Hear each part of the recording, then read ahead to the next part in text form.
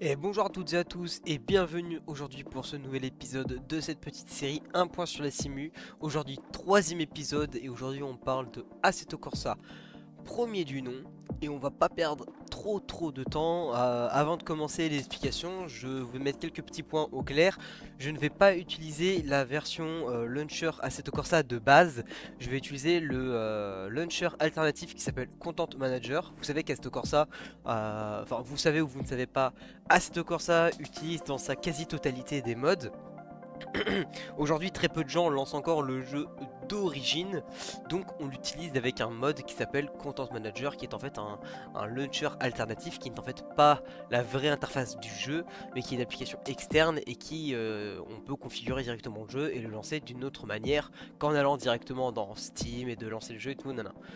Voilà, je préfère mettre ça en place et aujourd'hui on va parler un peu des mods, mais le contenu qu'on va tester et quand on essaiera la simulation, ce sera du contenu officiel du jeu et non des mods. On aura plein d'autres occasions pour tester des mods, mais on se concentrera uniquement sur le contenu d'origine et de base du jeu.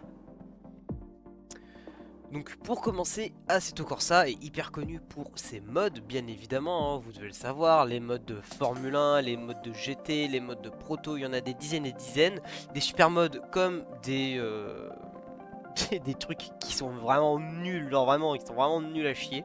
Désolé du terme, mais c'est vrai, il y a vraiment des mods qui sont vraiment nuls à chier.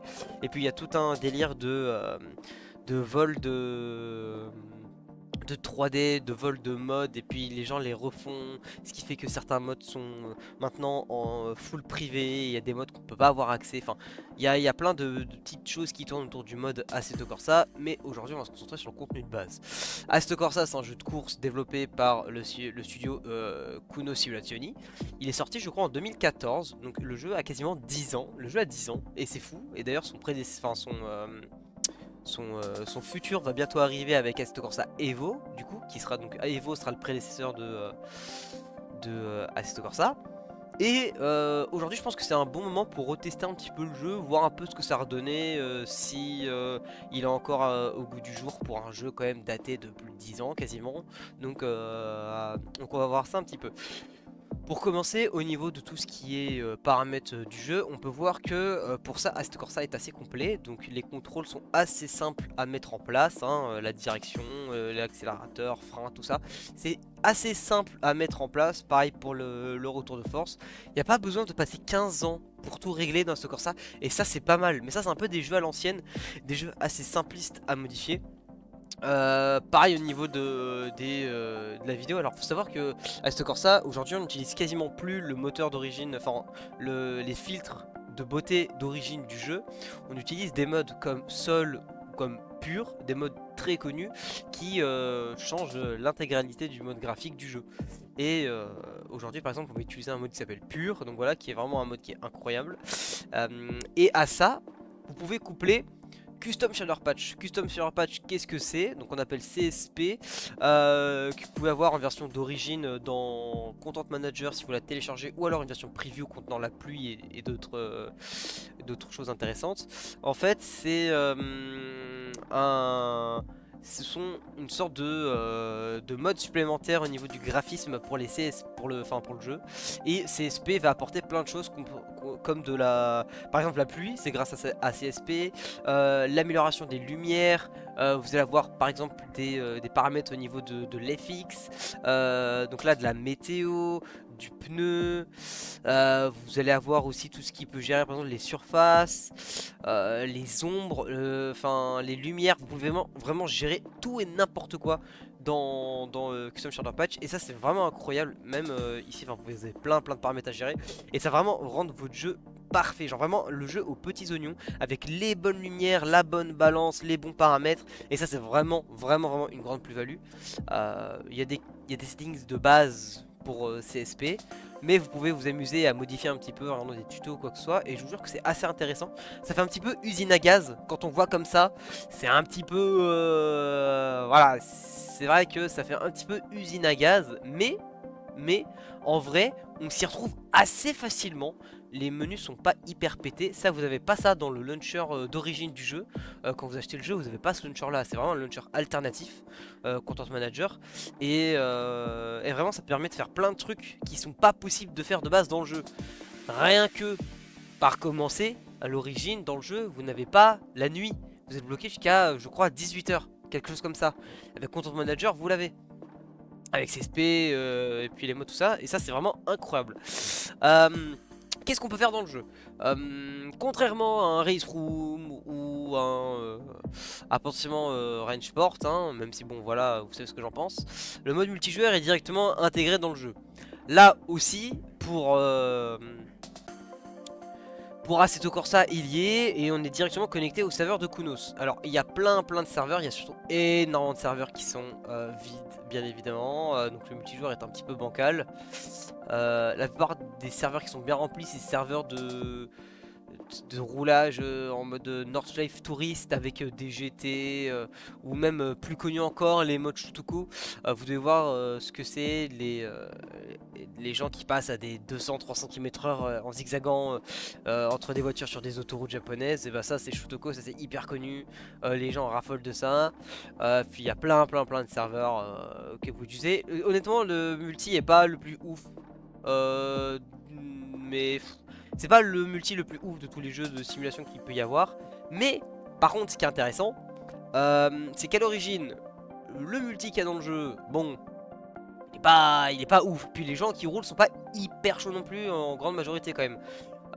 Donc c'est un petit peu complexe. Mais par contre il y a un truc qui est super intéressant, c'est avec ceci. Donc voici Lofilm Motorsport, donc LFM bien évidemment, qui fait bien évidemment plusieurs catégories d'online, notamment il y arrivé peu Automobilista 2, on en fera peut-être une vidéo d'ailleurs dessus.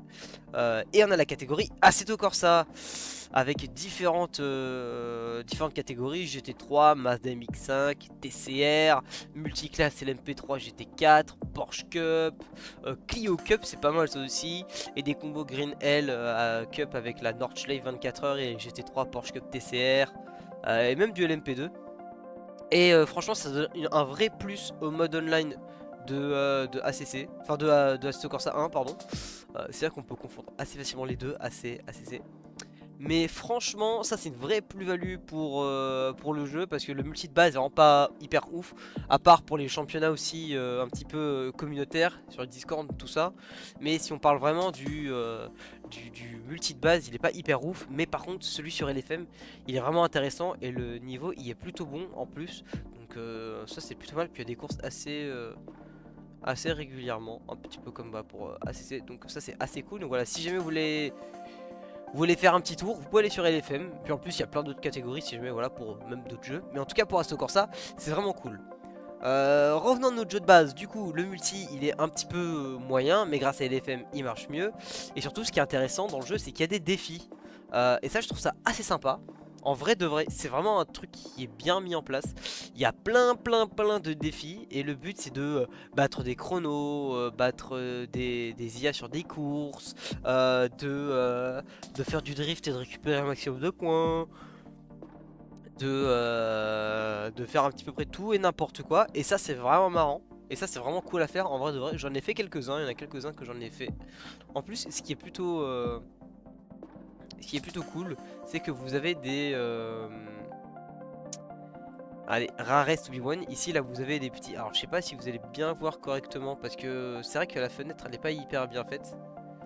Yébé. Bon. Ici, Rarest to be one. Ce sont les défis qui ont été les plus rares à gagner, en fait. Et où un très peu nombre de personnes ont pu les réaliser. Par exemple, vous voyez celui-ci là, seulement 0,6% de tous les joueurs dans le monde ont pu le réussir. C'est vraiment très faible, surtout qu'en plus il y a vraiment énormément de joueurs dans Assetto Corsa. Et donc ça peut être vraiment des challenges qui sont un petit peu durs à faire, mais qui sont en vrai quand même hyper fun à faire. Donc franchement ça c'est une grosse plus-value dans le jeu par contre, parce qu'on va jamais s'ennuyer. Il y a plein de combos différents, Formule 1, GT4, voiture de route, voiture ancienne, proto, tout ça. C'est le contenu du jeu, donc vous n'avez pas à acheter de mode ou quoi que ce soit, ou télécharger des mods. Donc ça c'est vraiment cool, donc gros point positif là-dessus. Et puis maintenant qu'on a été voir les défis, on va directement aller en mode solo, et on va prendre une voiture et un circuit d'origine du jeu directement pour les tester et voir un petit peu ce que ça donne niveau feeling et niveau force feedback. Nous voici dans le jeu, on se retrouve avec une petite DTM, une ancienne DTM, une Mercedes 190E, si je dis pas de bêtises. Voilà, petite Mercedes 190E. DTM, ancienne DTM, voilà. Bon, alors on va pas trop toucher au setup, même si c'est un point qui est assez intéressant et assez cool à souligner. C'est qu'il y a un nombre de réglages qui est quand même assez impressionnant. On a vraiment l'impression d'être dans une vraie voiture avec tout ce qu'il y a à gérer au niveau des pneus, la pression, l'électronique, l'aérodynamisme, l'alignement, les amortisseurs, tout ce qui est générique, répartition de freinage et puissance de frein, les suspensions, la transmission. Donc vraiment, il y a beaucoup à faire en termes de réglages et à la fois suffisamment en fonction des voitures et des modes qui ont plus ou moins des réglages. Mais là, on va directement aller rouler. En plus, ce qui est cool, c'est que cette voiture, on va pouvoir utiliser la petite boîte de vitesse Fanatec. Donc alors, on va se mettre plutôt bien dans la voiture, enfin dans le siège. Et on va pouvoir y aller. Donc on est sur un contenu officiel du jeu. Voilà, ça c'est deux bases du jeu. J'ai eu un petit temps où j'ai roulé avec quand je faisais des championnats à la Revival Series. Petit championnat de DTM avec d'anciennes voitures, c'était cool. Et le circuit de Vallelonga, un circuit italien qui est très peu connu, enfin qui est pas hyper connu mais qui est vraiment cool à faire. Lui aussi contenu d'origine du jeu. Alors au niveau des graphismes, on est sur le mode pur. Mode pur qui est assez intéressant. Je trouve qu'il est un peu mieux que le mode sol. Même si sol est peut-être un peu plus répandu. Moi je préfère pur. Voilà, en toute honnêteté. Aïe, on va essayer de pas aller dehors quand même. Enfin, pas trop. Bon. Alors, moi j'ai des heures et des heures sur Assetto Corsa. Donc, j'ai pas besoin de faire 15 000 tours pour vous dire un petit peu ce que j'en pense niveau FFB et niveau feeling. On va peut-être commencer déjà par le circuit. Très honnêtement, je trouve que pour les circuits, date de 2014. Alors, je crois qu'entre temps, depuis 2014, il y a eu un petit rework. Mais pas très récent. Genre, ça n'a pas été il y a 5 ans, vous voyez. Depuis, de toute façon, depuis qu'il y a eu 2017, je crois, la sortie de ACC, Assetto Corsa Competition, ce jeu-là a un petit peu été abandonné et a continué de vivre grâce au mode de la communauté, justement. Et donc, on a donc ici le circuit de base qu'il y a depuis, oh là là, depuis 2014. Et ça, c'est plutôt fou. Parce que pour 2014, il est vachement bien fait. Alors je crois pas qu'il soit laser scanné dans Assetto Corsa. Donc on n'a pas toutes les boss et tout le gros ressenti de fou qu'on pourra avoir par exemple sur iRacing. Mais franchement, pour 2014, je trouve que le circuit est très bien modélisé. Il y a beaucoup de choses autour du circuit. Avec les arbres, les infrastructures, tout ça qui sont pas hyper mal faites. On voit les arbres au loin, enfin jusqu'à loin. Donc franchement, on n'est pas juste dans une petite zone et puis voilà. Il y a beaucoup de choses qui est chargé et qui est montré. Ouais, attention quand même. Faut oublier, c'est des vieilles voitures, ça peut partir très vite. Mais franchement, en termes de modélisation, je trouve en tout cas que pour le circuit, c'est vraiment top. Après, maintenant, ce qui est intéressant, c'est pas forcément le circuit, c'est les voitures, c'est le ressenti. Alors, le ressenti va beaucoup différer en fonction des voitures que vous allez rouler, si c'est un mode ou si c'est un contenu d'origine du jeu. C'est vrai que les contenus d'origine, il faut être honnête, c'est pas les meilleurs en termes de ressenti. Il y a des modes qui font bien mieux. Je parle par exemple au mode de chez VRC, RSS. D'ailleurs, RSS Racing Studio. Si jamais vous souhaitez acheter un ou deux modes de chez eux, vous pouvez le faire directement avec mon lien affilié dans la description. Ça me permettra de me soutenir un petit peu, tout en vous faisant plaisir.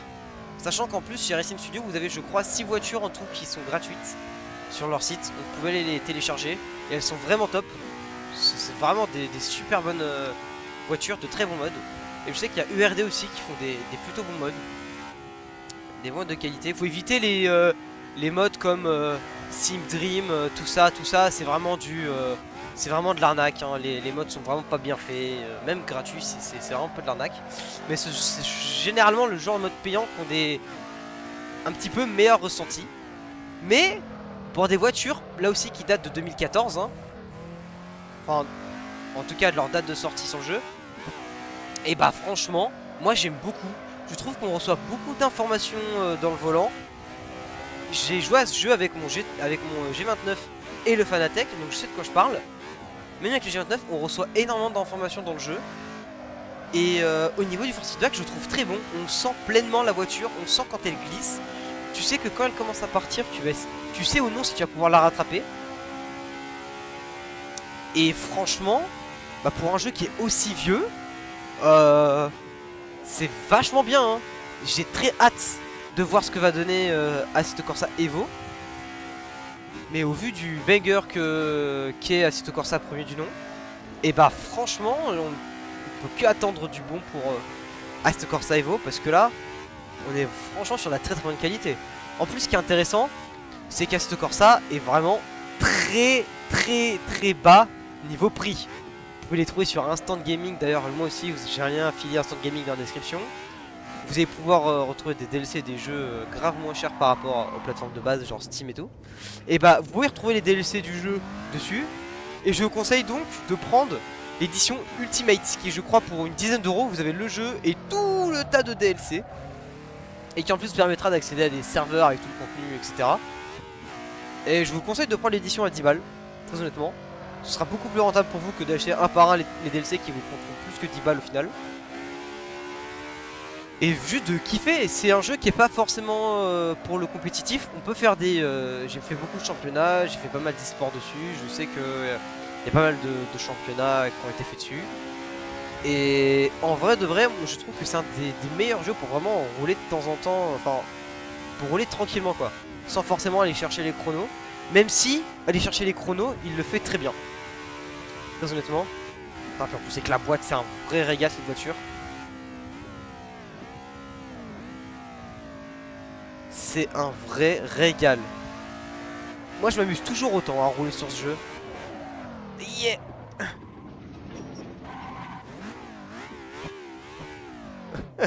Voilà, c'était un peu chaud.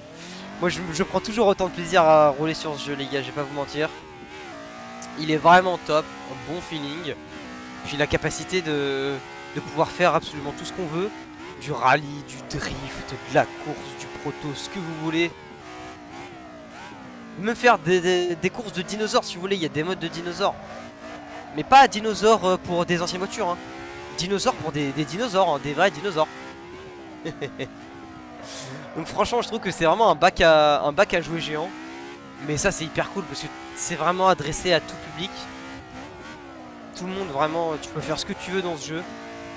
Et ça c'est vraiment une valeur ajoutée par rapport à d'autres jeux, genre comme le Ultimate par exemple, qui est oui un jeu officiel pour Le Mans, mais enfin pour le championnat d'endurance, mais tu peux te lasser assez vite. Alors que reste comme ça, tu peux faire tout ce que tu veux, tu te lasseras jamais. Il y a toujours un truc à faire, même avec les défis. Et ça, franchement, c'est complètement dingue. Oh, je prends toujours autant de kiff premier degré, j'aime beaucoup trop ce jeu. Je vous conseille vraiment d'y jouer par contre parce que vraiment ce jeu est vraiment bien. Bon allez. Bon j'ai pas mis les dégâts mais le damage model est un peu ancien. Donc il n'y a pas vraiment de gros dégâts sur la voiture à avoir. Mais c'est quand même intéressant. Et puis en vrai pour faire quelques tours de temps en temps, franchement c'est vraiment top en termes de ressenti. Donc on est vraiment sur une bonne simulation de course. Bon et ben on a fini notre petit tour sur Assetto Corsa, c'était bien sympa. Encore une fois je le répète, hein, je trouve que pour un jeu qui est autant daté, le ressenti dans le volant, même dans le frein, ce qui donne en termes de sensation par rapport à ce qu'on peut trouver comme jeu hyper récent, et ben il est vraiment très bon Assetto Corsa là-dessus. Et puis la possibilité de faire absolument ce qu'on veut en termes de catégorie, avec les modes et tout le tralala. Je trouve que c'est vraiment un jeu qui est très complet, un jeu des plus complets qu'il y a dans le sim racing, et que ça donne une une bonne perspective pour Assetto Corsa Evo qui devrait arriver courant début d'année 2025. Donc franchement moi je suis juste hype pour Assetto Corsa Evo quand je vois ce qu'a pu donner la première version d'Assetto Corsa. Donc franchement moi je peux que vous conseiller de tester, de prendre le jeu, l'édition Ultimate et de faire votre avis. Si jamais vous avez déjà le jeu, que vous savez un petit peu ce que ça donne, n'hésitez pas à donner votre avis en commentaire. Comme pour Rangeport ou pour Race Room, ça fait plaisir d'avoir un avis aussi extérieur par rapport au mien. N'hésitez pas à mettre un petit pouce bleu et à vous abonner, ça fait toujours plaisir. En tout cas, moi je vous dis à la prochaine dans un nouvel épisode. Ciao ciao.